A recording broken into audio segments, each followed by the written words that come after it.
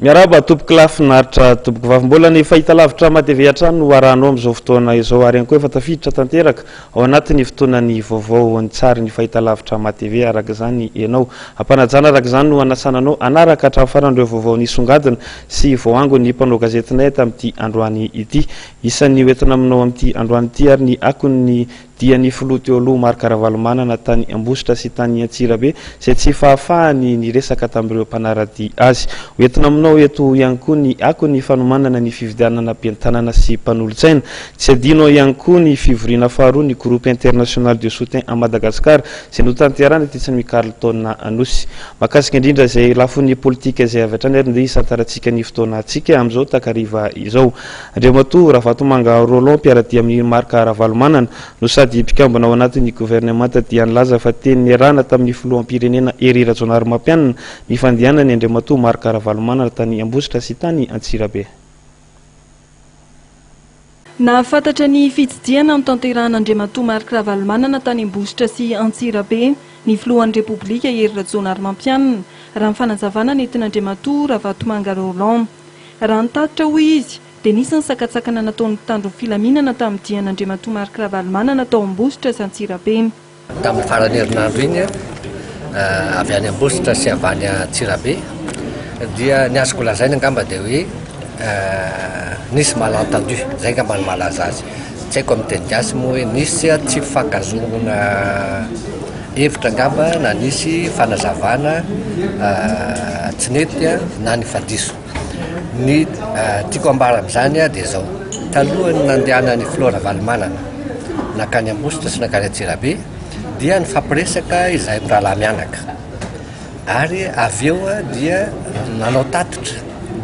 tamin'ny filoha Ery Rajaonarimampianina ny zavatra rehetra nataony tany Ambositra sy Antsirabe zany dia efa fantatry ny filoha Ery Rajaonarimampianina mialoha ary ny fanarahan'izy mirahalahy zany tamin'ny fanelanelanana nataoko.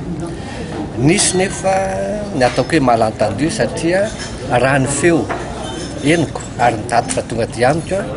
dia hoe nisy sakatsakana nataon'ireo mpitandro filaminana tany Ambositra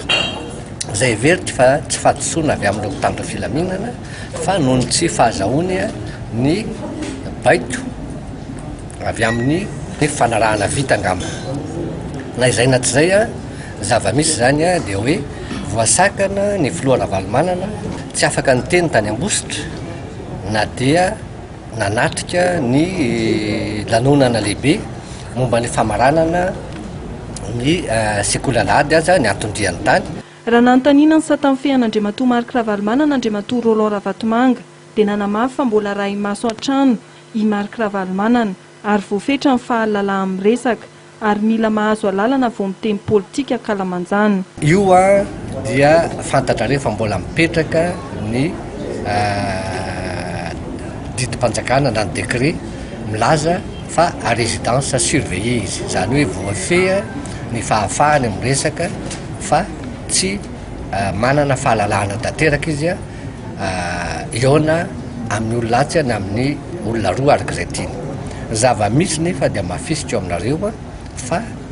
efa azo lazaina hoe malalaka izy mandray olona ao afaravohitra ao amin'ny tranony. Nareo ngamba tsisy tsy mahalala fa hoe indraindray misy olona 500 misy olona 200 mahery aza tonga miresaka aminy eo. Raha iteny hoe tsy malalaka izy dia mandainga. Zava-misy kosa nefa dia hoe amin'ny maha-olom-pirenena azy dia mitaky izy ny hoe aoka halalaka tanteraka tsisy faneligelenana tsisy fanembatsembanana rehefa te hiona aman'olona izy na kalamanjana na ao amin'ny trano. Ny azoko ambara aminareo zany zao dia efa misy ny vinavina mpionana eo amin'ny filoha Ery Rajaonarimampianina sy ny filoha Marc Ravalomanana atoato hoeninareo ny vokatra zany fa izay ezaka fanataona zay tsy maintsy atosikotsika raha te handamy zavatra maro tsika. Anisan'ny noresahana nandritra ny dinika faharoa ny arahan-mpitondra malagasy ny groupe international de soutien à Madagascar na ny GISEM ny momba ny raharaha Marc Ravalomanana. Fa anisan'ny sosokevitra naroso minisitry ny fambolena Andriamatoa Roland Ravatomanga nandritra ny fionana ny tokony handaminana ny raharaha eo amin'ny samy malagasy ary efa manomboka hoy izy niezaka ampifanantonana eo amin'ny Andriamatoa Hery Rajoelina ary mampianana sy Andriamatoa Marc Ravalomanana.